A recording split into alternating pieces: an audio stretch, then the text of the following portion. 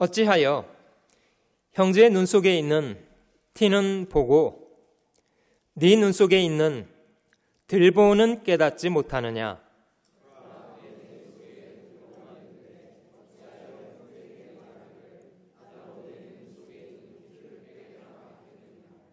오절 말씀은 같이 읽어보시겠습니다. 외식하는 자여, 먼저 네 눈 속에서 들보를 빼어라. 그 후에야 밝히 보고 형제의 눈 속에서 티를 빼리라. 거기까지입니다. 제가 먼저 잠깐 기도하겠습니다.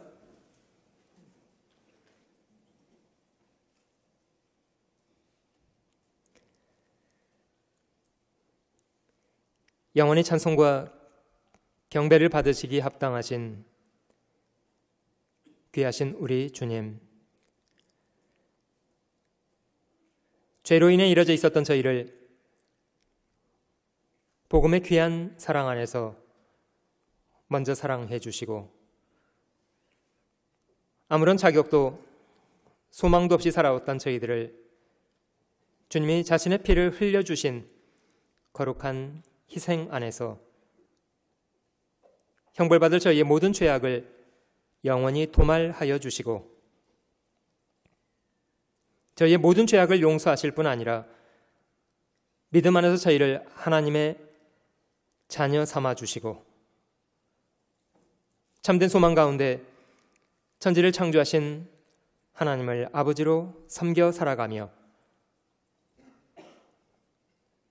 주님의 몸된 교회 안에서 함께 구원받은 형제자매들 섬겨 살아가게 하시고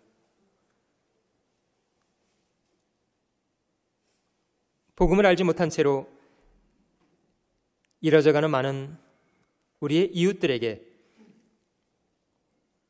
복음 증거하며 선한 인생을 살아가게 하신 주님의 은혜 앞에 감사와 찬양을 오직 우리 주님께만 돌립니다. 주님은 저희의 모든 것을 다해 섬김 받으시기 합당하신 분이십니다. 아무런 자격 없는 저희를 위해서 주께서 먼저 자신의 전부를 다하여 저희를 섬겨주셨기 때문입니다. 짧은 인생 살아있는 날 동안 우둔한 저희 마음을 일깨우셔서 저희를 사랑하신 주님을 늘 기억하여 살아가게 하시고 저희도 마음으로 주님 사랑하고 주님께 저희의 손과 발을 드려 저희의 삶을 드려 주님 섬겨 살아가게 하시기를 간절히 원합니다. 저희 짧은 인생이 지나간 이후에 우리 주님 다시 만나 그 앞에 서게 된다는 분명한 사실을 기억하게 하시고 주님 앞에 서는 날 존귀와 영광을 얻기에 합당한 사람들 되도록 저에게 남겨져 있는 인생의 매 순간순간 주님 앞에서 행하게 하시기를 간절히 원합니다. 이 시간도 저희를 주님 말씀 앞에 불러 모아주신 주님, 각 사람 마음속에 주님 주시기 원하시는 선한 교훈들로 풍성히 베풀어 주시기를 원합니다. 함께하지 못한 형제자매들 어떤 형편, 어떤 사정에 처해 있을지라도 주께서 은혜를 베풀어 주시고 마음을 붙잡아 주시고 더욱 우리 주님 사랑하여 살아가도록 강권해 주시기 기도합니다. 저희의 어리석고 우둔한 마음을 일깨우셔서 더욱 주님 기뻐하시는 일 잘 순종하여 살아가도록 도와주시옵소서. 언제나 변함없이 저희를 사랑하시는 우리 구주 예수님의 귀하신 이름으로 감사하며 기도 올립니다. 아멘.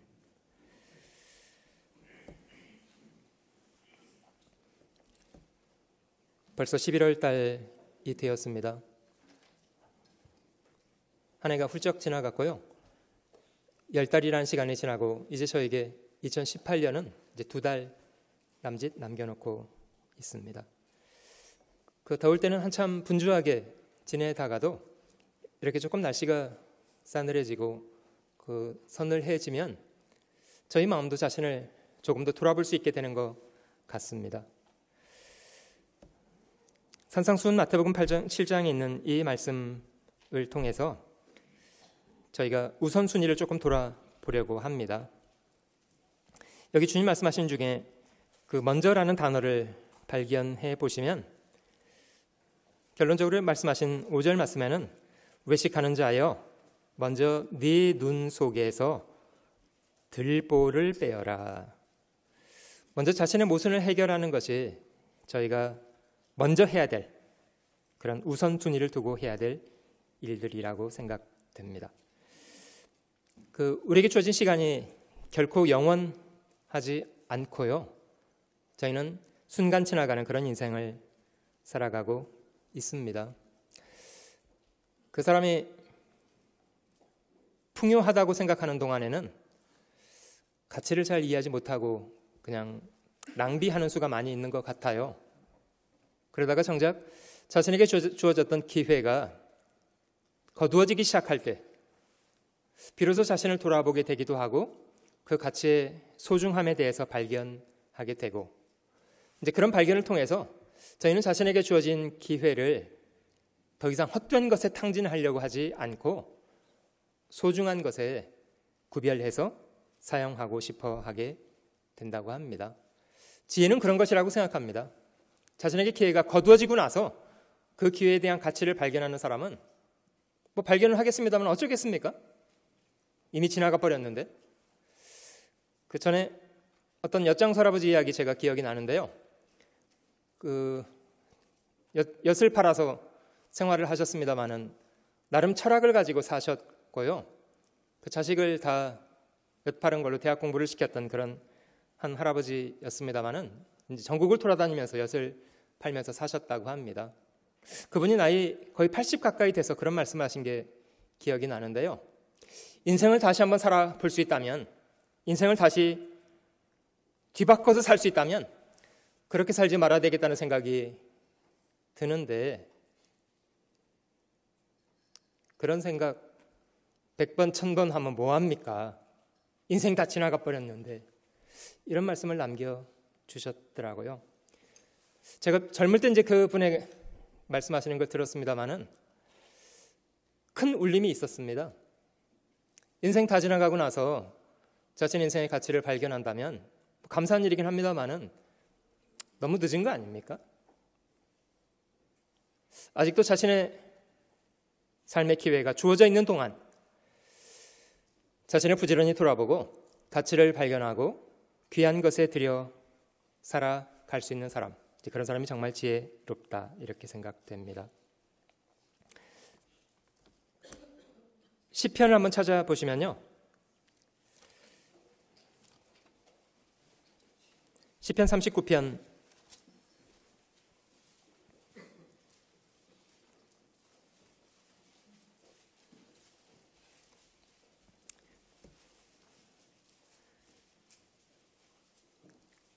구약성경 829페이지를 찾으시면 되겠습니다. 시편 39편 4절로 7절 사이를 제가 읽어보겠습니다. 여호와여, 나의 종말과 연한의 어떠함을 알게 하사 나로 나의 연약함을 알게 하소서. 자신의 마지막 순간, 자신의 인생이 얼마나 연약한가에 대한 것을 발견하게 해달라, 이렇게 고백하고 있습니다. 5절, 주께서 나의 날을 손 넓이만큼 되게 하심에 나의 일생이 주의 앞에는 없는 것 같사오니 사람마다 그 든든히 선 때도 진실로 허사뿐이니이다. 진실로 각 사람은 그림자같이 다니고 헛된 일에 분요하며 재물을 쌓으나 누가 취할는지 알지 못하나이다. 사람이 간혹 자신을 돌아보고 자신의 마지막 순간을 생각해 볼 수 있어야 좀 제정신을 차릴 수 있는 것 같습니다. 시편 90편에도 우리 연수가 70이요 강건하면 80일지라도 이게 80 넘어가신 분도 계시다고요? 그분은 뭐 특별히 강건하신 분이시라고 생각되고요. 그 연수의 자랑, 그 7, 80의 연수의 자랑이 수고와 슬픔뿐, 그것도 모자라서 그나마 신속하게 지나간다. 우리가 날아가는 것 같으다.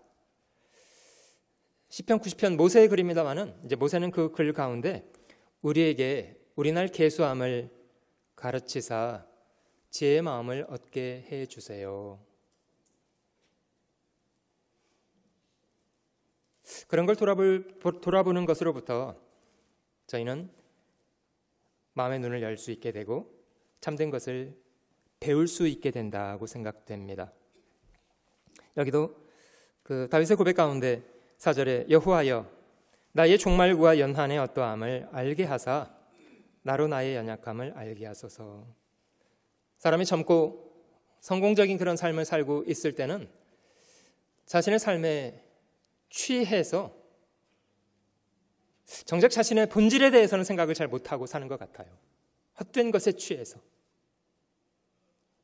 버젓이 우선순위를 뒤바꿔놓은 채로 헛된 것을 부지런히 하고 살아가기도 하고 그런 것 같습니다. 6절에 진실로 각 사람은 그림자같이 다니고 헛된 일에 분요하며 재물을 쌓으나 누가 취할는지 알지 못하나이다. 다윗은 이 고백 마지막 부분에 7절은 이런 고백을 했습니다. 주여 내가 무엇을 바라리요 나의 소망은 주께 있나이다. 저희가 살면서 그 다른 사람에 대해서도 많이 날카롭게 판단할 수도 있고 어떤 분 마음속이 정죄하고 심지어 그 정죄를 표현하기도 하고 그런 것을 이제 많이 그 날카로운 인간관계 속에서 살아가기도 하고 그러지 않습니까? 저희는 그런 다른 사람에 대해서 날카롭게 보는 것에 오히려 더 익숙하고 자기 자신의 허물이나 자신의 죄에 대해서 보는 시각은 조금 다른 것 같아요. 그 잠언 20장 말씀에 그런 말씀이 있더라고요.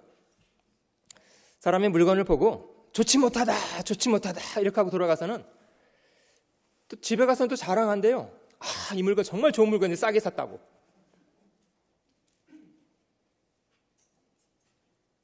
여러분 물건이 달라졌습니까? 같은 물건을 가지고 평가가 전혀 다른데요. 물건 살 때는요. 좋지 못하다 하고 물건을 샀어요. 가서는요. 뭐라고 이렇게 좋은 물건이 있다고. 이렇게 싼 좋은 물건이 있다고. 여러분 왜 같은 물건인데 이렇게 왜 평가가 달라졌습니까? 이런 잣대를 무슨 잣대라고 하는지 아세요? 이중잣대랍니다. 이중잣대. 물건을 살 때 잣대랑요. 팔 때 잣대가 다르다는 거예요. 이거는 저희가 물건에 대한 평가만 아니고요. 사람에 대한 것도 저희는 다분히 그런 이중잣대를 가지고 있는 것 같아요. 뭐 한국 사람들 쓰는 말 중에는 그 내로남불이라는 말이 있습니다만은 그 무슨 어려운 한자가 아니고요. 내가 하면 로맨스고 네가 하면 불륜이냐? 뭐 이런 얘기예요. 이제 그런 말을 내로남불이라는 말로 정치 용어가 되어 있습니다만은 똑같은 상황을 놓고도 전혀 다른 기준을 가지고 잰다. 이제 이런 말을 할 때 그런 말을 사용하더라고요. 저희는 다른 사람의 잘못에 대해서는 좀 지나치게 날카롭고요. 자신의 허물에 대해서는 좀 지나치게 관대하고요.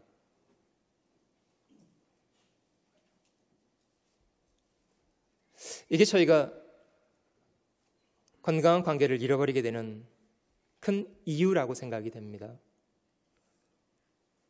다른 사람 잘못하는 것이 그렇게 마음속에 불편함을 느끼게 되거든. 그럼 자신이 저지르는 동일한 잘못에 대해서는 왜 그런 똑같은 불편을 느끼지 않습니까?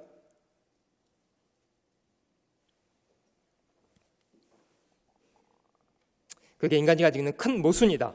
이제 주님은 이 비유 속에 그렇게 말씀하시는데요.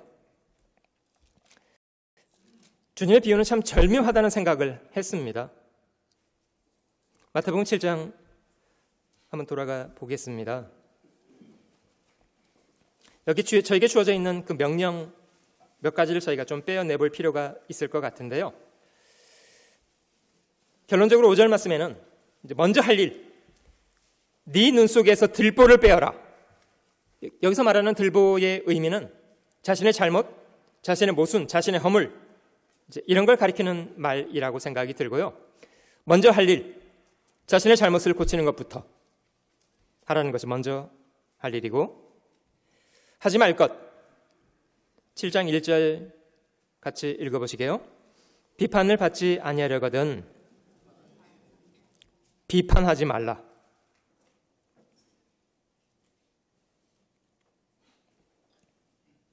비판 혹은 헤아림 혹은 정죄, 다른 사람에 대해서 날카롭게 마음으로 판단하고 더 나아가서 정죄하고, 이런 것은 지금 자제하라고 주님 말씀하시는데요. 이유는 네가 비판했던 그 비판이 고스란히 너에게 돌아올 것이기 때문이다, 이런 이야기입니다. 왜냐하면 저희 자신도 다른 사람의 잘못, 우리가 정죄하고 있는 다른 사람의 잘못에 대해서 우리 자신이 완전히 자유롭지 않기 때문입니다.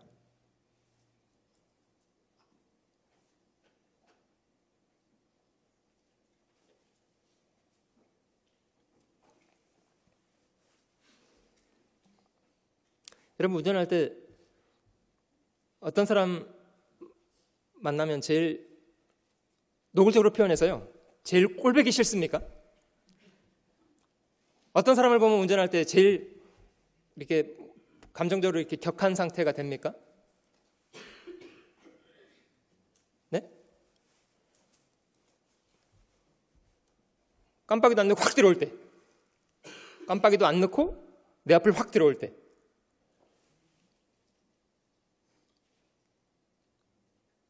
좀 불편함 느껴지시죠? 근데 본인은 그런 적이 한 번도 없다고 생각하시는 분,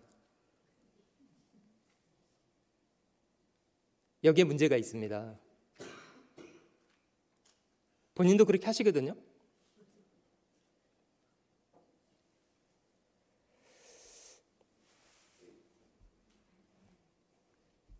추월하지도 않으면서 1차선 꽉 막고 있을 때, 뒤에서 인내를 테스트한다고 느껴지시죠? 근데 어떤 때는 자신도 그렇게 하고 있다는 거 아세요?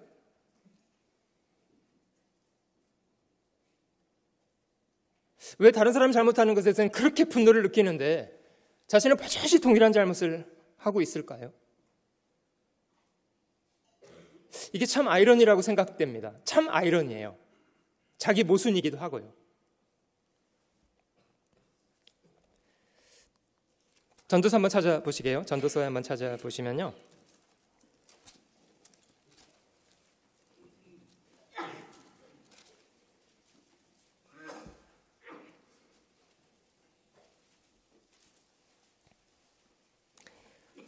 전도서 7장 20절을 한번 찾아보시면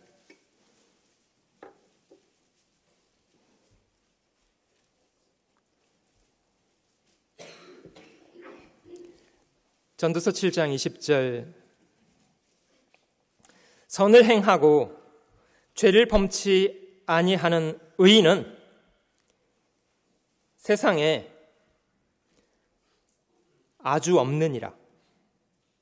우리 자신을 포함해서요. 무릇 사람의 말을 들으려고 마음을 두지 말라. 염려컨대 네 종이 너를 저주하는 것을 들으리라. 아니, 저 사람 나에게 은혜를 받은 사람인데 저 사람이 나를 욕해? 이게 말이 돼? 이렇게 생각 들 때가 있는데요. 근데 그 다음 구절을 보면 같이 읽어보시게요. 너도 가끔 사람을 저주한 것을 네 마음이 아느니라.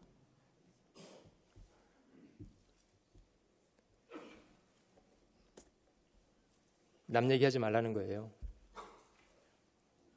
왜냐면요,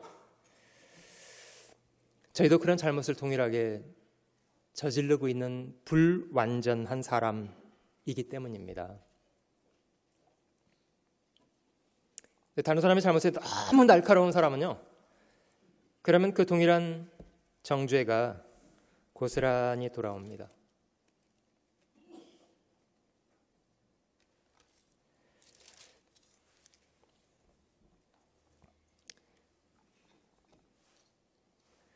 마태복음 7장 2절, 너희의 비판하는 그 비판으로 너희가 비판을 받을 것이요 너희의 헤아리는 그 헤아림으로 너희가 헤아림을 받을 것이니라. 어찌하여 형제의 눈 속에 있는 티는 보고 내 눈 속에 있는 들보는 깨닫지 못하느냐? 어찌하여 깨닫지 못하느냐? 어찌하여 깨닫지 못하느냐? 여러분, 주님이 아주 절묘하게 비교를 하셨는데요, 티와 들보, 어떤 것이 더 큰 것이게요? 티와 들보 중에는 어떤 것이 큰 것이게요? 어떤 것이 더 눈에 잘 보여야 하는 거게요? 얼마나 더 잘 보여야 하는 거게요? 사이즈를 비교해드리면요, 티는 그 들보에서 떨어져 나오는 아주 작은 조각에 불과하고요, 들보는 집을 받치는 큰 기둥입니다. 이게 사이즈가 비교가 됩니까? 이거는 뭐 비교도 할 수 없을 만큼 들보는 크고 티는 작은 건데, 참 이상한 건 그 티가요, 밖에 노출되어 있는 것도 아니고 눈 속에 숨어 있는데도 그건 보인다고 한대요. 근데 이 사람이 티는 보고 보인다는 그 사람이 들보는 안 보이는 거예요.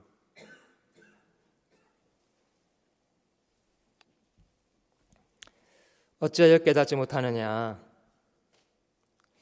4절, 이게 말이 되는 얘기냐를 질문하시는 겁니다. 보라, 네 눈 속에 들보가 있는데 어찌하여 형제에게 말하기를 나로 네 눈 속에 있는 티를 빼게 하라 하겠느냐? 여러분, 누구 잘못이 더 크다는 겁니까? 누구의 잘못이 더 큰 건가요? 근데 뭔가 기준이 잘못되어 있어서요, 무엇이 더 큰 잘못인지에 대한 깨달음이 없다는 거예요. 어찌하여 깨닫지 못하느냐? 자기는 더 큰 잘못을 저지르고 있으면서도 버젓이 다른 사람을 정죄하고 사는 거예요.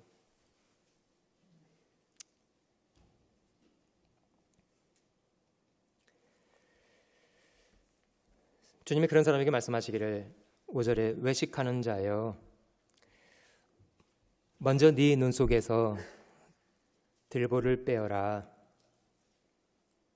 그 후에야 밝히 보고. 이 밝히 본다는 건 깨닫지 못하는 것과 반대입니다. 먼저는 들보를 빼는 것부터 해야 한다. 먼저는 네 눈 속에 있는 들보부터 빼어야 한다. 그래야만 밝히 보고 형제의 눈 속에 있는 티를 빼어줄 수 있게 될 거다. 여러분, 이 말씀 속에 저희가 해야 될 일과 하지 말아야 될 일에 대한 조금 구분은 좀 해봤으면 좋겠습니다. 물론 저희가 다른 사람 허물에 대해서 그것이 불편하게 느껴지고 그걸 지적하고 싶고 비판하고 싶을 때가 있죠. 물론 주님은 다른 사람 잘못하는 그냥 내버려 두고 살라 이런 말 아닙니다. 뒤에 있는 말씀처럼 형제의 눈에 티를 빼어주는 것 얼마나 감사한 일이에요. 눈 속에 박혀 있는 티를 빼어주면요, 참 자기 능력으로 안 됩니다, 그거. 그런데 형제의 눈에 티를 빼어주려면 먼저는 그 눈에 들어있는 티를 밝히 볼 줄 아는 사람이라야 빼어줄 수 있을 거 아닙니까?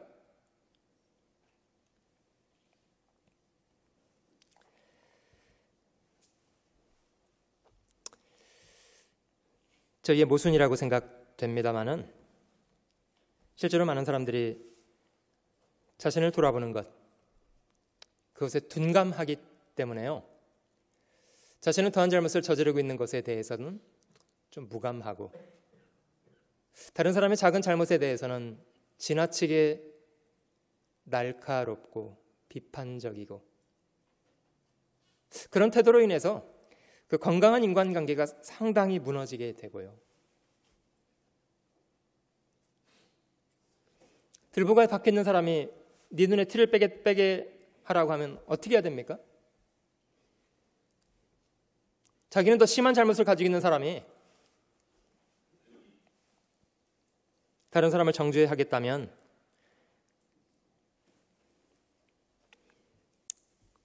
너나 잘하세요 이렇게 말하지 않겠습니까?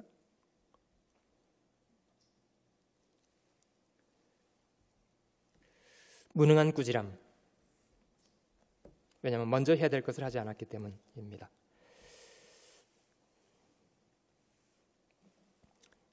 여러분, 저희 인생도 마찬가지라고 생각됩니다만은 저희가 삶 속에 동일한 잘못을 많이 반복하고 살아가는 이유, 자신을 잘 돌아보지 않기 때문이래요. 자신을 돌아보지 않기 때문에. 여러분, 사람들이 세상에서 범죄한 사람들도 그 사람을 잡아다가 법정에 세우는 이유, 무엇 때문입니까?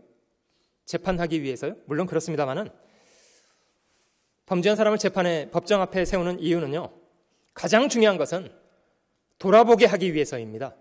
돌아보게 하기 위해서.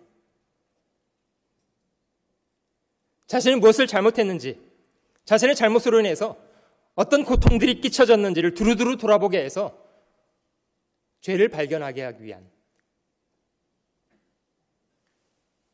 왜냐하면 그래야만 자신의 죄에 대해서 인정하고 돌이킬 수 있을 것이기 때문입니다.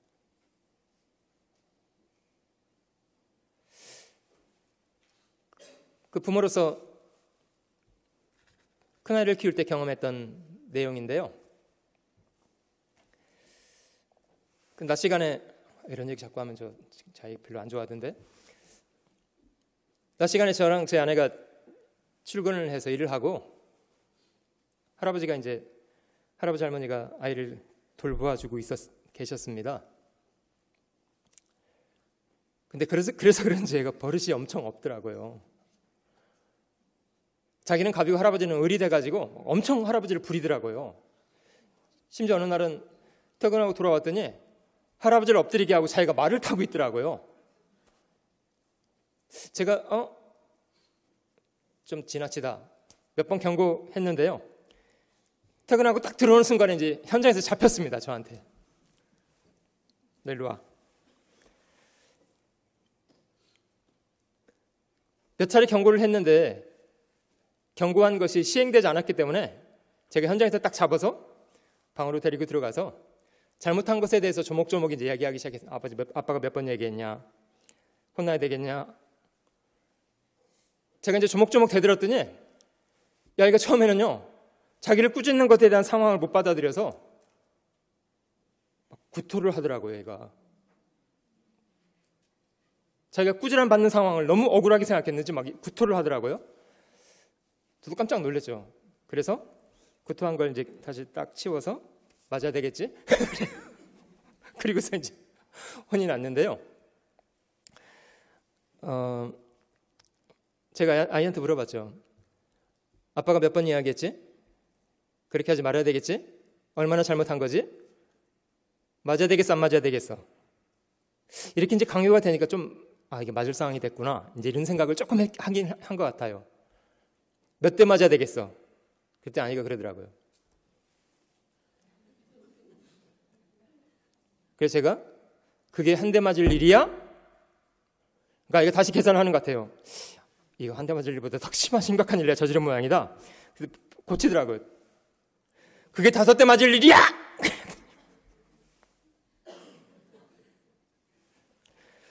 그래서 저한테 10대 맞았어요.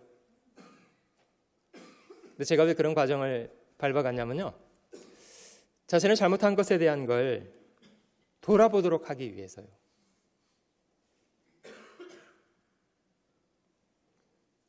참 어려운 것 같아요. 자신을 돌아본다는 게 참 어려운 것 같습니다. 성경에도 자기 허물을 능히 깨달을 사람이 누구이겠습니까? 이런 말씀이 있는데요. 저마다 다 잘못된 기준을 가지고 살고자 하기 때문에 잘못을 발견한다는 건 참 어려운 것 같아요. 우리 주변에도 그렇게 사는 사람도 있습니다. 자기 욕망대로 살면서 뭐 나만 그렇게 삽니까? 뭐 이런. 우리 부류는 다 그렇게 사는 게 노말이라고요. 뭐 이렇게 핑계하거나 다른 사람에게 핑계하거나 상황에 핑계하거나 어떤 사람은 자기의 범죄를 하나님께 또 딱 책임을 돌려요. 또 핑계를. 하나님이 자기를 그렇게 만들었대.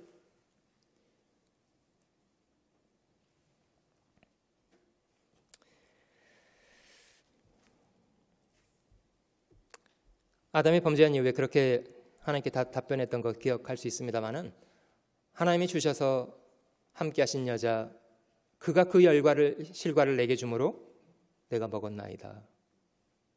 말인즉슨 이런 거예요. 안 먹었다고 말은 안 했습니다만은 왜 먹었다고 말한 겁니까? 여자가 주니까. 여자는 누가 만들었고요? 하나님이요. 그러면 책임은 자기한테 있다는 겁니까? 여자에게 있고 하나님께 있다는 겁니까? 남 탓하고 하나님 탓하고.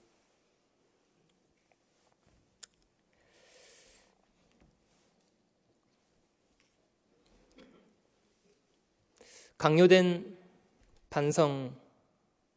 물론 저희는 다른 사람의 정죄를 통해서 강요된 회개 많이 하게 되는 것 같아요. 참 아쉬운 건요, 스스로 자기를 돌아보아서 스스로 자기 허물을 슬퍼하고 스스로 돌이키려고 하는 사람이 많지 않다는 것은 참 안타까운 일입니다.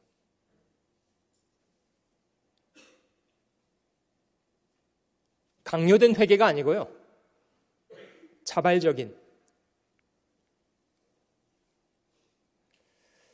아무도 세리에게 성전에 올라가서 기도하라 이렇게 하지 않았습니다마는 세리는 자기 죄를 발견한 이후에 그는 도망가려고 하지 않고 자기 발로 성전에 올라와서 비록 환영받지 못하는 자리, 불편한 자리, 시선이 따가운 자리, 그러나 그 자리에서 그는 먼 발치에 서서 눈을 들어 하늘을 보지도 못하고 가슴을 두드리면서 기도했다고 하잖아요. 하나님 불쌍히 여겨주세요. 나는 죄인이로소이다. 여러분, 세례 기도는 이러지 않았다는 게 위대한 겁니다. 하나님, 제가 이런 죄를 짓고요, 저런 죄를 짓고요, 그런 죄를 짓고요, 딴 죄를 짓고요, 이렇게 나열하지 않고요, 자기의 근본에 대한 솔직한 인정을 했다는 거예요. 하나님, 저는 죄인이로소이다. 뭘 하겠어요, 죄인인데. 제가 저지른 모든 일은 다 잘못입니다. 하나님, 저는 근본이 죄인입니다. 참 역설적이지만 인간적으로는 더 의로웠다는 바리새인은 그 기도가 거절되었고 오히려 세리의 기도를 하나님은 받아주셨습니다. 참 저에게 많은 걸 설명하고 있지 않습니까? 겉으로 보기엔 둘 다 무신론자가 아니에요. 둘 다 성전에 올라가서 기도했던 사람들이에요. 인간적으로는 바리새인이 훨씬 더 절제되어 있었습니다. 그러나 그는 잘못된 기준을 가지고 있었어요. 하나님, 저는 다른 사람들, 도색 불의 간음하는 자들과 같지 않고 다른 사람하고 비교하는 것이 기준이었어요. 하나님 말씀으로 자기를 돌아보거나 비춰보지 않고.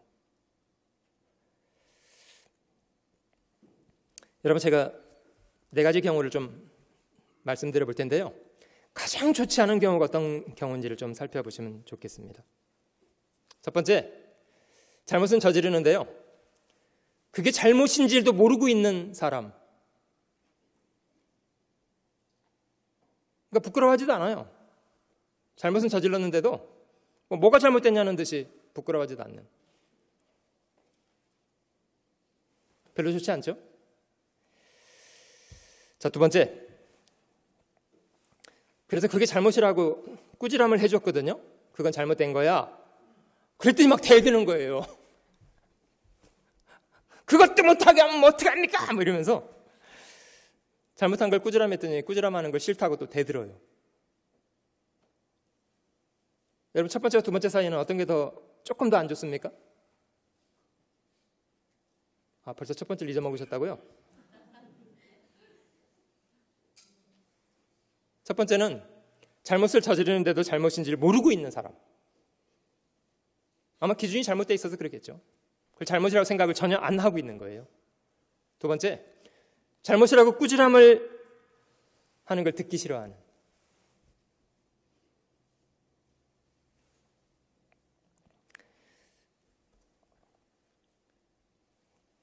여러분들은 자신의 잘못을 솔직하게 권면해주는 말에 대해서 감사하게 받아들이시나요?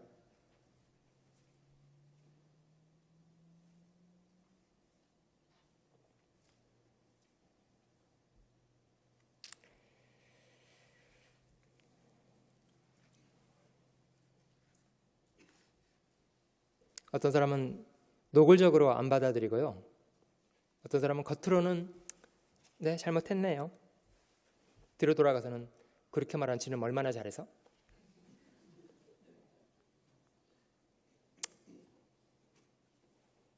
참 끝이 없는 것 같아요.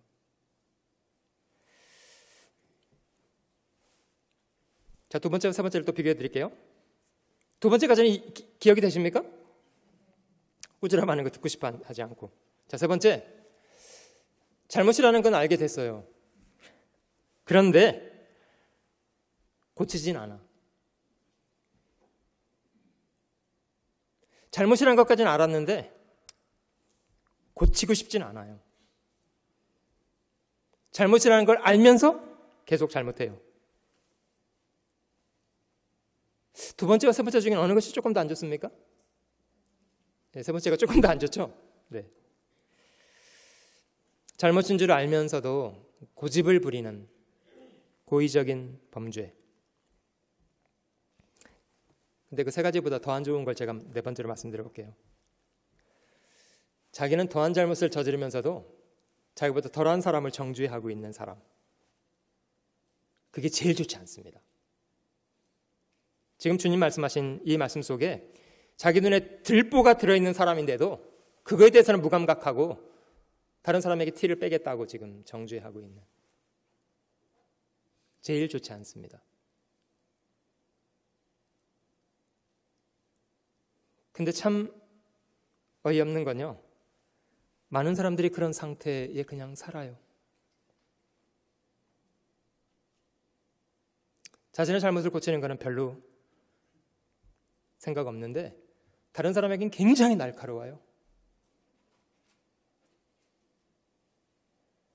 주님 말씀하시기를, 이 외식하는 자야, 네 눈 속에 있는 들보를 빼는 것이 먼저 할 일이다. 그것부터 해야 합니다.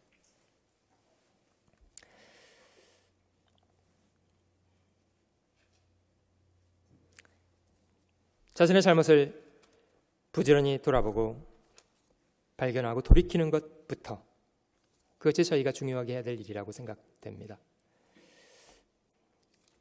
잠언 28장을 한번 찾아보실게요. 잠언 28장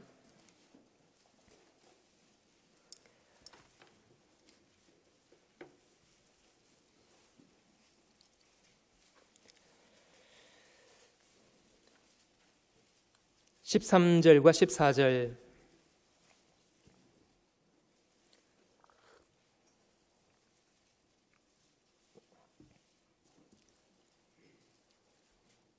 잠언 28장 13절과 14절. 자기 죄를 숨기는 자는 형통치 못하나 죄를 자복하고 버리는 자는 불쌍히 여김을 받으리라.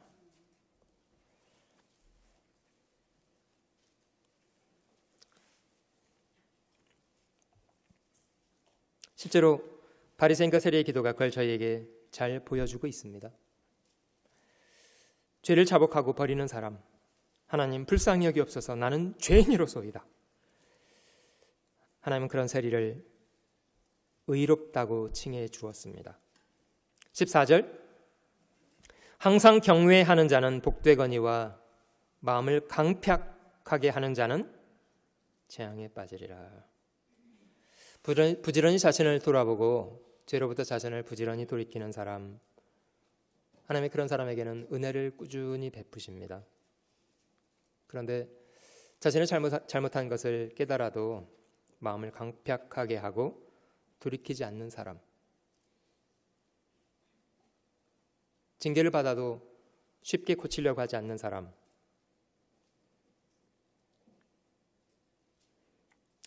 훅 갑니다.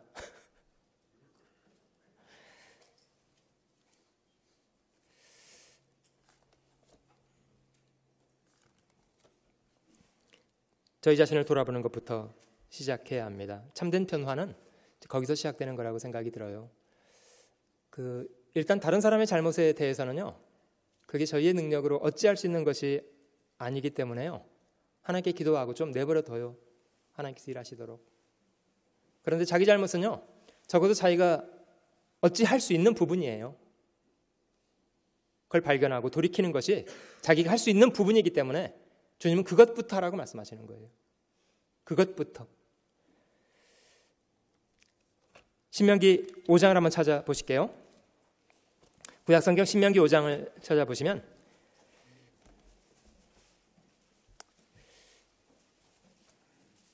저희 자신에 대해서도 부지런히 돌아보고 하나님이 저희 삶 속에 행하신 일들에 대해서도 부지런히 돌아보는 것이 좋습니다. 신명기 5장에 애굽을 탈출한 이후 40년 광야 생활을 마무리하는 시점에 하나님께서 새로운 세대에게 하나님이 하신 일을 설명하고 그들을 말씀으로 무장하시는 일을 재차 하고 계시는데요.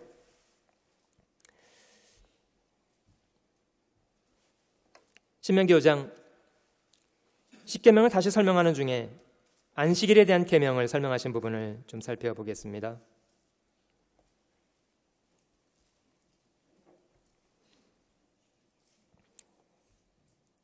12절에 안식일을 기억해서 거룩하게 지키라, 이런 명령 10계명의 네 번째 계명으로 설명되어 있고요. 여섯 동안은 힘써 일하고 일곱째 날에는 자신에게 속한 모든 사람들, 심지어 짐승까지도 휴식하도록 하라, 이렇게 명령하시는데, 그렇게 명령하시는 이유를 15절에 이렇게 설명하고 계십니다. 너는 기억하라. 네가 애굽 땅에서 종이 되었더니 너희 하나님 여호와가 강한 손과 편팔로 너를 거기서 인도하여 내었나니, 그러므로 너희 하나님 여호와가 너를 명하여 안식일을 지키라 하느니라. 여러분, 이 말씀은 네가 처음부터 그 가나안 땅에 자유를 누리게 된 사람들이 아니었고, 너희가 한때 애굽에서 종으로 살았다는 것을 잊지 말아야 한다. 그걸 기억하라고 말씀하십니다. 이런 기억이 왜 중요하냐면요, 그래야만 지금 내가 비록 개구리로 살고 있어도 내가 한때는 무엇이었다는 걸 기억한다고요? 한때 자신이 올챙이였다는 사실을 잊지 않는 거예요. 여러분, 저희가 왜 하나님 다음으로 부모를 공경하라는 것이 큰 계명이 됐을까요? 우리가 한때요, 목도 못 가누는 사람으로서 그분들의 품에 안겨서 살아왔기 때문이에요. 그들이 베풀어주는 어마어마한 은혜를 받으면서요. 지금 자기가 개구리 됐다고 처음부터 개구리였습니까?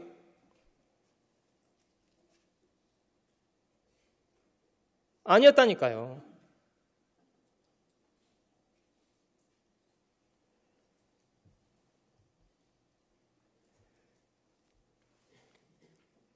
자신이 다른 사람 밑에서 종으로 살던 시대가 있었어요.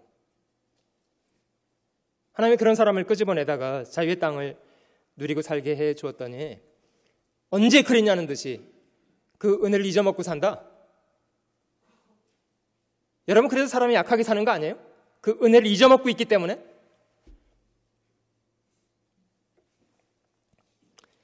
잘 돌아봐야 될 부분이라고 생각됩니다. 8장도 넘겨보시면요, 8장 2절, 신명기 8장 2절입니다. 네 하나님 여호와께서 이 40년 동안에 너로 광야의 길을 걷게 하신 것을 기억하라. 이는 너를 낮추시며 너를 시험하사 네 마음이 어떠한지 그 명령을 지키는지 아니 지키는지 알려 하심이라. 너를 낮추시며 너로 줄이게 하시며 또 너도 알지 못하며 네 열조도 알지 못하던 만나를 네게 먹이신 것은 사람의 떡으로만 사는 것이 아니요 여호와 입에서 나오는 모든 말씀으로 사는 줄을 너로 알게 하려 하심이니라. 여러분, 하나님은 저희에게요, 가장 육신적으로 가장 좋은 것만 주시지 않습니다. 이 말씀 속에서도 하나님이 그들을 광야에서 낮추시기도 하고 시험하시기도 하고 줄이기도 하시고 어려운 시간을 많이 겪게 했다고 그러잖아요. 여러분, 다윗이 하나님의 도움 안에 살았기 때문에 평생을 아무 어려움 없이 살았다고 합니까? 시편 23편 중에 그런 고백이 있잖아요. 내가 사망의 음침한 골짜기를 걸어갈 때가 있었습니다. 여러분, 저희 인생도 눈물 골짜기를 걷는 때가 있잖아요. 다른 사람은 다 넘어지고 자빠지는 그런 상황이 돼도 그런 상황 속에서도 넘어지고 자빠지지 않는 이유, 주의 지팡이와 막대기가 그런 속에서도 나와 함께 하고 계시기 때문입니다. 하나님은 그런 고된 삶을 주지 않겠다고 약속한 적 없습니다. 하나님은 그런 고된 삶을 통해서 저희를 단련하고 그런 속에서 저희를 붙잡고 계신 분이에요. 이겨낼 수 있도록.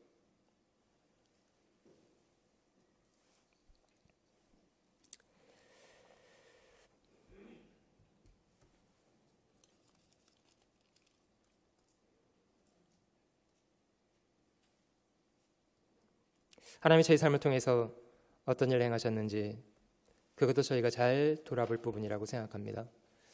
한 해가 지나가는 시간에 우리가 하나님 앞에 어떻게 살아왔는가 이런 것도 돌아볼 필요가 있고요. 하나님이 저희에게 어떤 일을 해오셨는가 이런 것도 자주 돌아봐야 될 필요가 있습니다. 그래야만 어떤 상황 속에서도 마음을 높이지 않고 겸손한 마음으로 하나님 행하신 것을 배우며 살아갈 수 있다. 이렇게 생각합니다. 저희가 그 자신의 건강 상태에 대해서도 자주자주 돌아보고 그리고 혹 저희가 책을 써야 되는 상황이라면 자신의 밸런스에 대해서 돌아보고 책을 쓰고 그래야 되지 않습니까? 사실 밸런스는 책을 쓰는 만큼도 없는데 책만 자꾸 쓰면 어떤 일이 벌어지겠어요? 돌아보는 거 많이 필요한데요. 행여 저희가 다른 사람의 잘못에 대해서는 날카롭고 자신을 돌아보는 것에 대해서는 둔한 자가 아닌지 이런 것도 좀 돌아봐야 되겠다고 생각됩니다. 로마서 2장도 한번 찾아보시게요. 마태복음 7장에 있는 말씀 로마서 2장에도 반복되어 있는데요. 로마서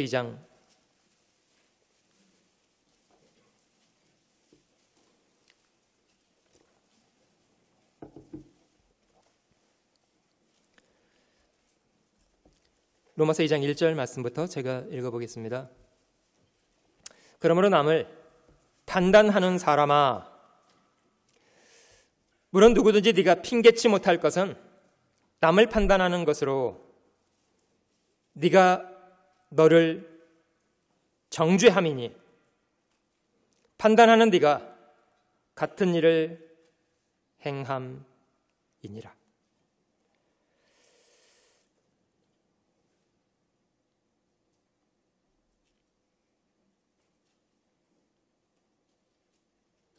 인간의 한계라고 생각이 듭니다. 솔직히. 자주 기억하는 이야기입니다만은 그 다윗의 이야기 중에 그가 남편 있는 여자를 간음하고 그 남편 되는 군인을 전쟁터에 내보내서 죽였던 사건 있잖아요. 간음과 살인을 저질렀던 사건 있었는데요. 그 사건 이후에 물론 전쟁터의 남자는 죽었고 다윗은 그 여자를 자기 첩으로 데려다가 아내를 삼았고요. 그 여자가 아이를 낳았고요. 시간이 상당히 지났습니다. 선지자가 다윗에게 와서 한 가지 이야기를 꺼냈는데요. 한 부자와 가난한 자의 이야기였습니다. 부자는 재산이 엄청 많은 사람이었고 가난한 사람은 그 옆에 암양 새끼 한 마리를 키우던 사람이었다고 하는데요. 어느 날 이 부자에게 친구가 찾아오자 이 부자는 자기 많은 재물 중에 친구를 접대하려고 섬기려고 하지 않고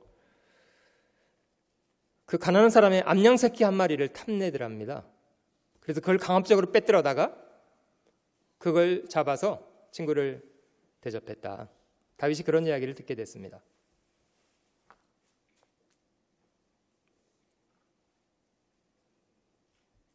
다윗이 감정적으로 격한 분노를 느꼈습니다. 너무하구나. 이건 정말 너무하구나. 사람으로서는 너무하구나. 아니 자기는 재산이 그렇게 많은 사람이면 얼마든지 자기 재산 중에 대접할 일이지 어째 그 가난한 사람의 암양 새끼를 빼들어다가 친구를 대접하는가. 다윗이 말하기를 여호와의 사심을 두고 맹세하기를 그자는 죽어 마땅하다. 죽어 마땅한 사람이다.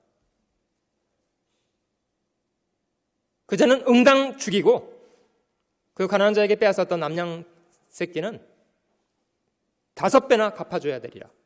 이렇게 다윗이 이야기했습니다. 선지자가 그 말을 들었어요. 여러분 그거 누구 얘기였습니까? 솔직히 자기 자신의 이야기요.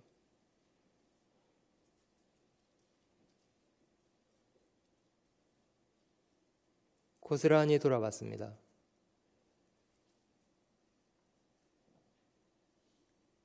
당신이 그 사람입니다. 당신이 그 사람입니다.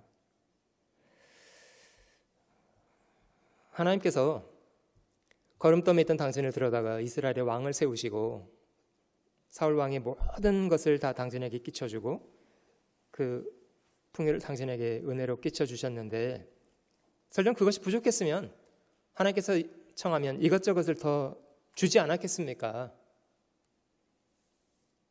하나님이 당신에게 주신 것이 무엇이 부족하간데 우리아를 죽이고 그의 아내를 빼앗았습니까?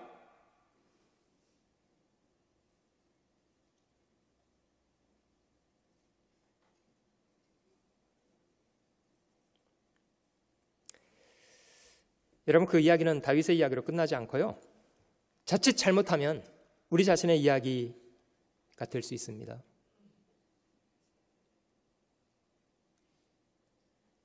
여러분 그런 이야기가 분노가 느껴진다면 나는 그렇게 하고 있지 않는지에 대해서 생각해 봐야 되지 않습니까? 나는 동일한 잘못을 저지르고 있지 않나? 마치 남의 이야기인 것처럼 그런 사람은 죽어 마땅하다. 우리 이야기일 수가 있다니까요.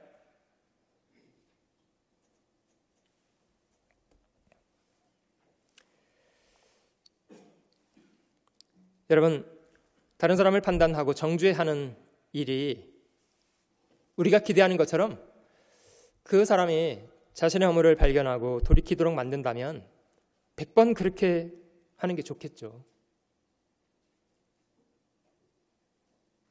그러나 우리의 정죄나 판단은 정작 그 사람으로 하여금 잘못을 발견하고 돌이키게 하기보다는요.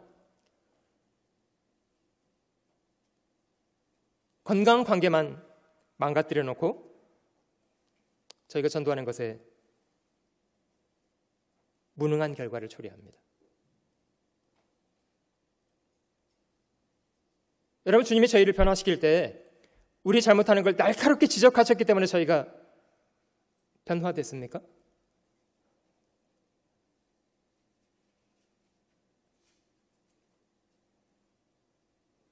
제 개인적인 경험으로 볼 때요. 하나님이 세우신 율법을 공부하면서 심지어 마음으로도 범죄하는 것이 죄라는 사실을 발견할 때 고통스러웠습니다마는 제가 그것 때문에 죄로부터 마음을 돌이켰다고 생각되지는 않더라고요.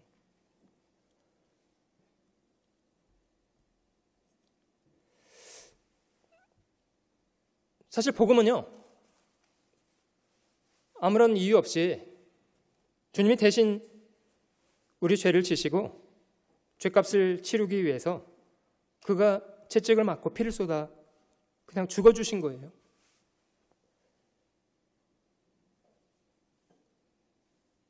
이사야 53장 5절을 말씀하는 것처럼 그가 찔리고 그가 상한 것이 우리의 허물 때문에, 우리의 죄악으로 인해서 그가 질고를 받으시고,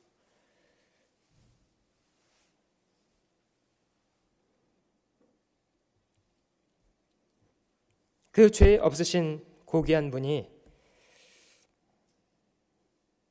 대신 자기를 희생해서 우리 죄값을 치루어 주시고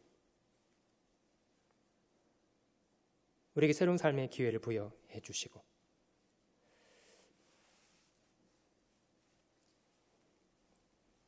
이런 사실을 발견할 때 죄에 대한 분노를 많이 느끼게 되고요, 마음을 죄로부터 돌이킬 수 있게 되더라고요. 실제로 주님이 저희를 변화시키는 방법은 판단이나 정죄로서가 아니라 용서하시는 사실 때문이었습니다. 용서를 통해서 사람을 변화시킵니다. 여러분, 저희가 다른 사람을 날카롭게 판단하는 건 쉬워요. 그런데 그 사람을 위해서 기도해주고 용서로 품어주고 이렇게 하는 것은 복음을 깨달은 사람만 가능한 일이다, 그렇게 생각됩니다. 여러분, 악한 사람은요, 우리가 정죄하고 판단하지 않아도 하실 분이 따로 계세요. 누가 하시냐면요, 우리가 아버지라고 하는 그 공의로우신 하나님이 그들은 판단하십니다. 2장 2절, 이런 일을 행하는 자에게 하나님의 판단이 진리대로 되는 줄 우리가 아노라. 이런 일을 행하는 자를 판단하고도 같은 일을 행하는 사람아, 네가 하나님의 판단을 피할 줄로 생각하느냐. 하나님이 판단하신다는 것은 잘 기억해 봐야 되겠습니다. 야고보서 4장, 이 말씀 좀 기억해 보실게요. 찾아보겠습니다. 야고보서 4장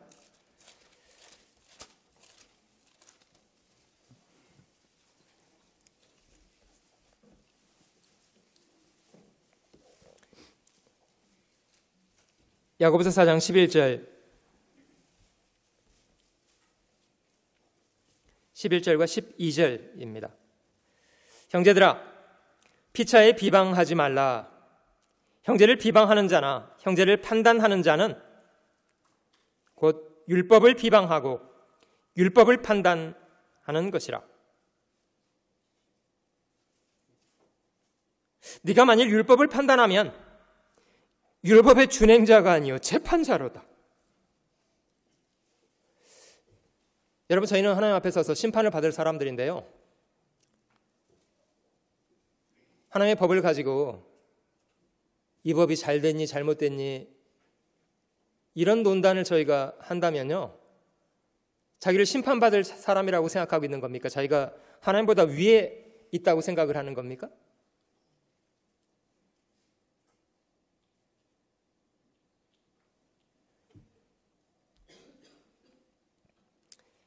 우리에게 필요한 자세는요, 우리가 하나님의 법 앞에 있는 심판받을 사람이라는 걸 인정하고 겸손히 하나님 앞에 자기 자리로 돌아가는 것이 필요한 일입니다.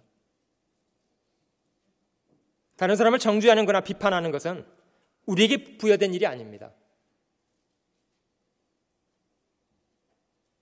그거는 하나님의 영역을 저희가 도전하는 것이 되는 거예요.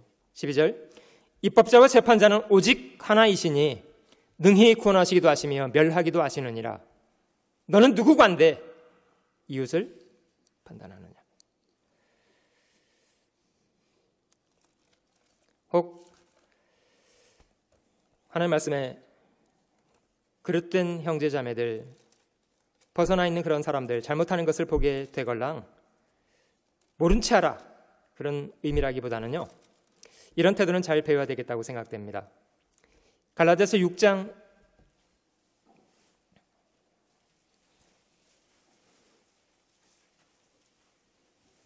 1절과 2절 사이를 보시면 여기 그리스도인들이 다른 사람의 잘못하는 것에 대해서 판단하거나 정죄하거나 하지 않고 그리스도인들은 어떤 태도를 취하는 것이 마땅한가를 잘 설명하고 계십니다. 갈라디아서 6장 1절과 2절은 천천히 같이 읽어보시게요. 형제들아, 사람이 만일 무슨 범죄한 일이 드러나거든 신령한 너희는 온유한 심령으로 그러한 자를 바로 잡고 네 자신을 돌아보아 너도 시험을 받을까 두려워하라. 너희가 짐을 서로 지라. 그리하여 그리스도의 법을 성취하라. 만일 다른 사람이 잘못하는 것을 보게 되걸랑 판단하거나 정죄하거나 후욕하거나 이렇게 하지 마시고요. 후욕이라는 말 아세요 혹시? 어떻게 하는 건지? 성경은 형제가 잘못하면 정말 그를 사랑하면 오픈 리뷰크를 하래요. 면전에 가서 얼굴을 보고 그에게 직접 얘기하시래요. 그게 주님이 명령하시는 방법입니다.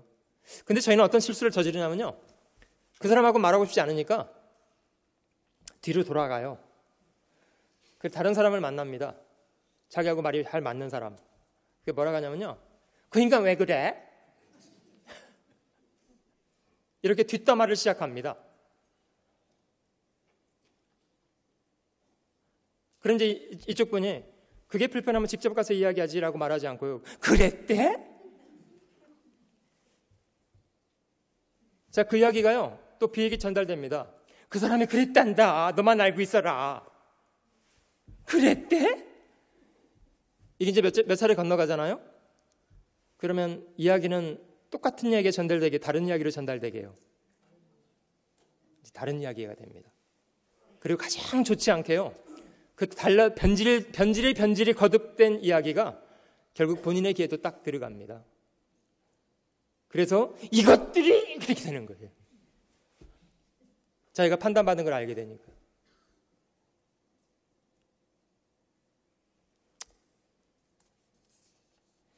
여러분, 그런 실수는 저지르지 말았으면 좋겠습니다. 누가 봐서 다른 사람의 허물된 이야기를 하걸랑 그게 불편하시면 기도해 보시고 직접 가서 권면해 보세요.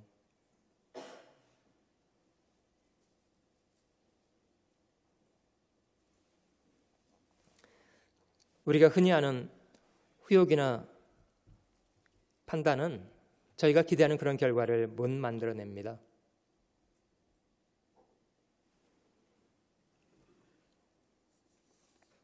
신령한 너희는 온유한 심령으로 그러한 자를 바로잡고 네 자신을 돌아보아 너도 시험을 받을 수 있다는 것을 두려워해야 한다.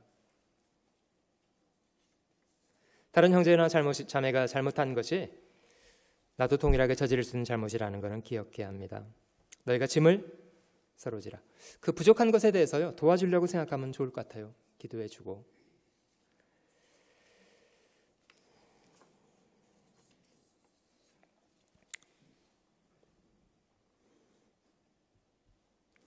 자신의 그 무력함에 대해서 많이 발견하는 것 참 좋은 공부라고 생각되는데요.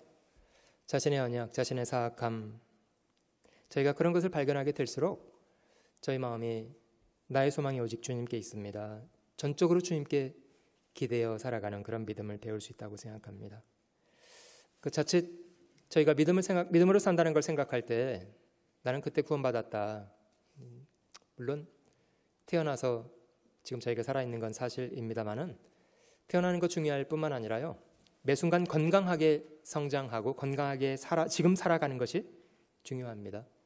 너희가 믿음 안에 있는가 너희 자신을 시험하고 확증하라, 이런 말씀이 있습니다만은 이제 성경에 믿음이라고 기록된 말씀도 사실 건강한 믿음이 있고요, 또 건강을 잃어버린 그런 믿음도 많이 언급하고 있습니다. 저희가 디모데 전후서를 좀 살펴보시면 믿음에 대해서 좀 여러 가지로 설명하고 있는 부분이 있는데요. 좀 분별해 볼 수 있을 것 같아요.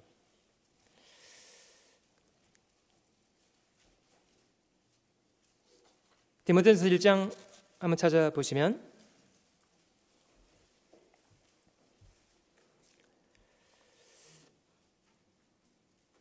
디모데전서 1장 18절 찾아보겠습니다. 아들 디모데야, 내가 네게 이 경계로서 명하노니 전에 너를 지도한 예언을 따라 그것으로 선한 싸움을 싸우며 19절은 같이 읽어보실게요. 믿음과 착한 양심을 가지라. 어떤 이들이 이 양심을 버렸고 믿음에 관하여는 파선하였느니라. 여러분, 저 화물이나 사람을 실은 배가 파선하면 목적을 이룰 수가 있습니까?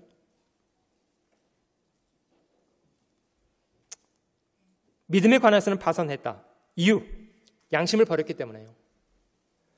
여러분, 그리스도인이라면 양심적으로 살아야 합니다.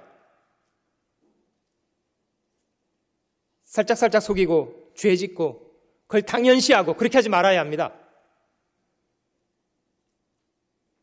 하나님과 사람 앞에 떳떳한 사람이 되려고 노력해야 합니다. 그래야만 누구에게라도 복음을 말할 수 있을 거 아니에요? 양심이 부끄러우면 누구한테 말을 하겠습니까? 너나 잘하고 할 텐데, 너나 잘하라고 할 텐데. 양심적인 사람 되어야 합니다. 4장 넘어가 보시면 디모데전서 4장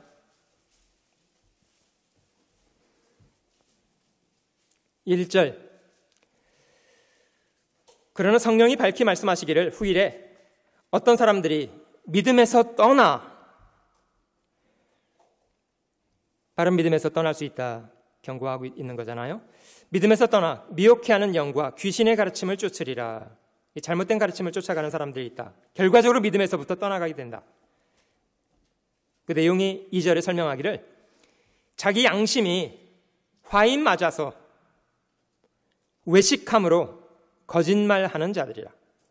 이 화인이라는 게 불화살인데요. 더 이상 양심이 기능을 하지 못하는 상태가 되어버렸어요. 양심이 마비가 되어버렸어요. 그래서 잘못된 가르침을 버젓이 받아들여요. 3절, 혼인을 금하고 식물을 폐하라. 여러분, 카톨릭에서는 신부가 되려면, 수녀가 되려면 결혼은 금지되잖아요. 성경적입니까? 근데 왜 그걸 금지할까요? 그래서 결혼 안 하는데요, 그 뒤에서 별짓도 다 해요. 또 머리 아파 정말.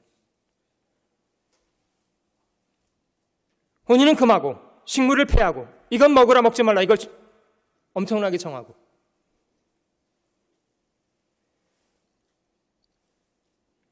안식교인이라고 말하지 않겠습니다만은 말했네. 식물은 하나님이 지으신 터니 믿는 자들과 진리를 아는 자들이 감사함으로 받을 것이니라. 하나님이 지으신 모든 것, 혼인이건 식물이건 하나님이 지으신 모든 것이 선하기 때문에요, 감사함으로 받으면 버릴 것이 없습니다. 하나님의 말씀과 기도로 거룩하여짐이니라. 여기에 믿음에서 떠나는 사람들, 잘못된 가르침을 쫓아가는 사람들에 대한 경고. 5장 넘어가 보시면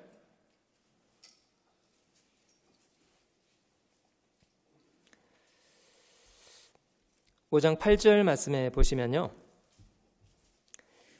누구든지 자기 친족, 특히 자기 가족을 돌아보지 아니하면 믿음을 배반한 자요 불신자보다 더 악한 자니라. 여기 믿음을 배반한 사람이 또 있습니다. 자기 욕망을 따라서 가족을 돌아보지 않는 사람들, 믿음을 배반한 사람이라고 말씀했고,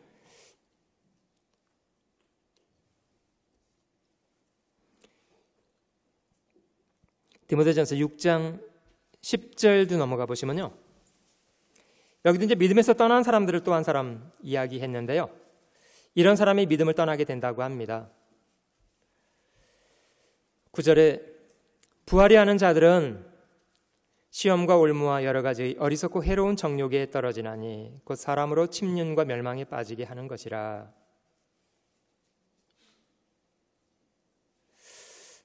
10절 말씀에 일만하게 뿌리가 되는 것이 있다 이렇게 기록하고 있는데요. 그것이 무엇인가를 잘 확인해 보시면 좋을 것 같아요.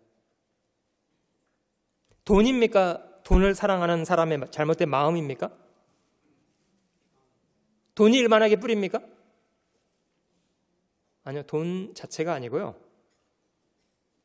돈에 대한 애착이요, 애착. 돈을 사랑함이 일만하게 뿌리가 되나니 이것을 사모하는 자들이 미혹을 받아 믿음에서 떠나 많은 근심으로써 자기를 찔렀도다. 부하게 살고 싶고 돈 좋아하고, 물론 성실하게 돈 벌어야 됩니다마는 돈을 사랑의 대상으로 삼는 것, 그러면 결국 믿음에서 떠나게 된다 경고되어 있고요. 그래서 이제 성경은 믿음의 선한 사랑 싸움을 싸우라고 말씀하고 계시는 겁니다. 11절, 6장 11절, 오직 너 하나님의 사람아 이것들을 피하고 의와 경건과 믿음과 사랑과 인내와 온유를 좇으며 믿음의 선한 싸움을 싸우라. 디모데후서 2장도 넘어가 보시면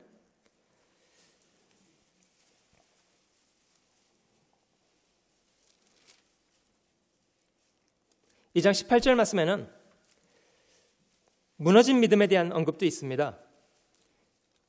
그 앞에 부활이 지나갔다고 거짓말을 했던 사람들, 후메네오와 빌레도라는 사람이 소개가 되어 있는데요. 18절, 진리에 관하여는 저희가 그릇되었도다. 부활이 이미 지나갔다 하므로 어떤 사람들의 믿음을 무너뜨리느니라. 여러분, 저희가 주님 다시 오실 때 부활하게 된다는 것은 분명한 사실이고요. 저희가 지금은 수고로 인생을 살아도 주님이 다시 오실 때 그 수고한 것에 행한 대로 보응하실 것을 신뢰함으로 저희가 견디며 살아갈 수 있는데요. 그 부활이 지나갔다고 이야기하면 사람이 더 이상 선하게 살고 싶어 하지 않게 돼요. 다 지나가 버렸다는데 뭐.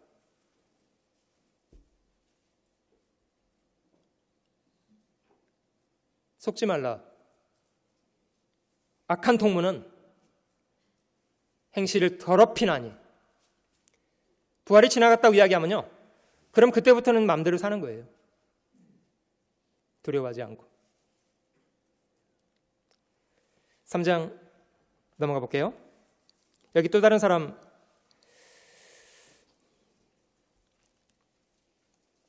(3장 7절) 말씀해 보시면 참 불행한 사람이 소개되어 있습니다. 항상 배우나 마침내 진리의 지식에 이를 수는 없느니라. 얀네와 얀브레가 모세를 대적한 것 같이 저희도 진리를 대적하니 이 사람들은 그 마음이 부패한 자요 믿음에 관하여는 버리운 자들이니라. 여러분, 디모데 전후서에 믿음에 관한 언급이 많이 있습니다마는 사실 건강을 잃어버린 그런 믿음도 많이 있습니다.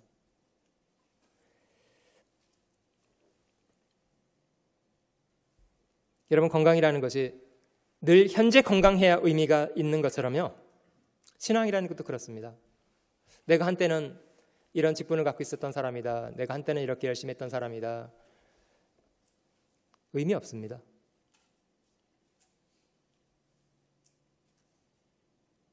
지금 하지 못한다면요, 그게 무슨 의미가 있는 것들입니까? 신앙은 현재형입니다. 주님 앞에 서게 되는 그 순간까지 신앙은 현재형입니다. 현재 건강하게 믿음 안에 살고 주님을 섬기고 살아가는 것이 중요합니다. 언제까지요? 주님 오실 때까지요. 주님을 만나게 될 그 순간까지, 그것이 중요합니다.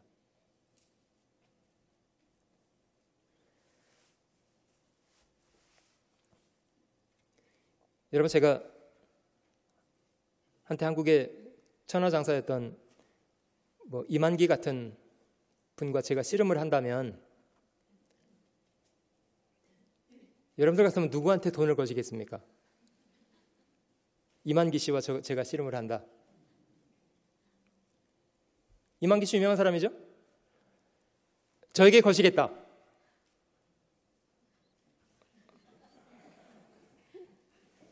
네, 많은 걸 설명하고 계십니다.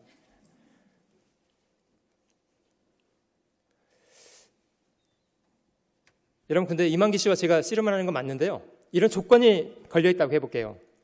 저는 이제 꾸준히 잘 먹고 건강한 상태를 잘 유지하고 있는 상태고요. 이만기 씨는 석 달 굶은 상태. 석 달 한 90일 굶어서 왕년에 천하장사했다는 그 이름만 가지고 있을 뿐이지 석 달 굶겨진 상태로 저에게 씨름을 하러 나온다면 그때는 어떻게 되겠습니까? 석 달 굶어도 이만기는 이만기다. 여러분, 석 달 굶은 사람이 걸어 나오기나 하겠습니까?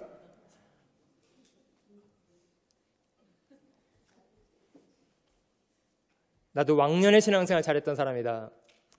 쓸데없습니다.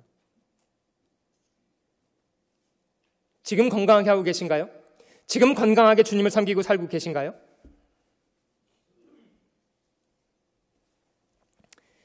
그것이 중요한 것이라고 생각합니다.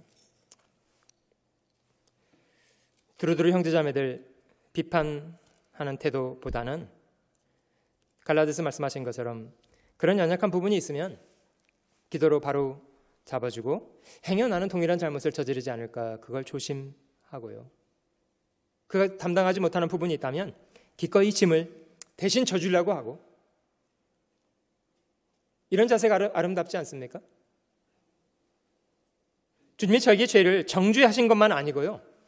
주님이 복음으로 저희를 용서하셔서 품어주신 그런 사랑 저희가 받아서 그리스도인으로 살게 되었다면 그런 용서의 비밀 잘 배워야 합니다. 사실 우리 인간관계를 건강하게 만드는 최고의 미덕은 용서입니다. 우리는 다 연약하고 허물이 있는 사람들입니다. 그건 날카롭게 지적하기 시작하면요, 사실 저희는 다 갈라져야 될 것 같아요. 더 이상 보지 말고. 그런데 그런 허물 많은 사람도 복음으로 끌어안아주고 용서하고 믿어주고 품어주고 기다려주고 그 속에 시간이 지나가면 저희가 서로를 건강하게 세울 수 있으리라고 생각됩니다. 행여 우리가 다른 사람에게 버팀목이나 장애물이 되는 사람으로 살지 말고요. 저 뭐라고 그랬죠 지금? 장애물, 걸림돌. 제 단어가 생각이 안 났어요. 그 걸림돌이 되는 사람 되지 말고요. 걸려 넘어뜨리는 사람 되지 말고요. 장애물 역할하는 사람 되지 말고요. 두 가지가 좋습니다. 버팀목이 되든지 나를 딛고 올라가세요. 버텨주든지 아니면 디딤돌이 되어주든지 그런 역할을 잘 해주시면 좋겠다고 생각됩니다. 한 해가 저물어 가는 시간입니다만은 그 남겨진 시간 마무리를 잘하는 게 정말 잘하는 거라고 생각합니다. 그냥 장황스럽게 계획만 그냥 잡아놓고 이루지 못한다면 이제 그건 부끄러운 것이고요. 남은 시간 차질 없이 잘 한 해를 마무리하실 수 있도록 하시면 좋겠습니다. 제가 잠깐 기도할게요.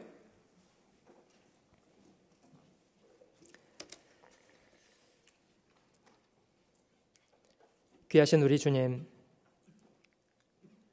만물의 찍기 같던 저희 죄인들 복음의 귀한 사랑으로 용서하실 뿐 아니라 저희를 하나님의 자녀 삼아주시고 소망 가운데 하나님을 섬겨 살아가게 하시니 감사드립니다. 주님, 저희 같은 죄인을 사랑으로 품어주시고 귀한 사랑으로 용서해 주시고 새 삶을 주셔서 저에게 새로운 인생을 살게 해 주신 것처럼 저희도 넓은 마음으로 우리 주변에 연약한 사람들, 허물진 사람들 넉넉한 마음으로 품어 그들을 용서하고 그들을 건강한 사람으로 세워가는 선한 역할을 잘 감당하며 살아갈 수 있도록 인도해 주시기를 원합니다. 복음 앞에 부끄럼 없는 사람으로 살아가게 하시고 만나는 모든 사람에게 친절하게 복음 전하여 살아있는 날 동안 더 많은 사람을 우리 주님께 인도해 가는 선한 인생 건강히 잘 살아가도록 늘 저희와 함께 해 주시기를 기도합니다. 하루의 시간 저희를 구원하신 주님 사랑하고 즐거이 섬겨 살아가도록 함께 해 주시옵소서. 감사드리며 우리 구주 예수님의 귀하신 이름으로 기도드립니다. 아멘. 찬송가 460장을 같이 부르겠습니다.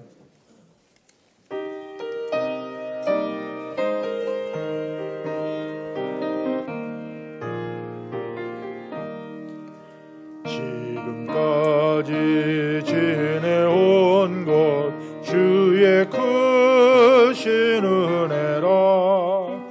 한이 없는 주의 사랑 어찌로 말하랴.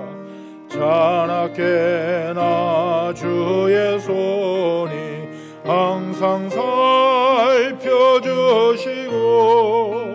모든 일을 주 안에서 형통하게 하시네. 몸도 맘도 연약하나 새 힘받아 살았네. 물 붓듯이 부으시는 주의 은혜 족하다. 사랑 없는 거리에나 험한 산길에 맬 때 주의 손을 굳게 잡고 찬송하며 가리라. 주님 다시 배올 날이 날로 날로 다가와. 무거운 짐 주께 맡겨 벗을 날도 멀잖네. 나를 위해 예비하신 고향 집에 돌아가. 아버지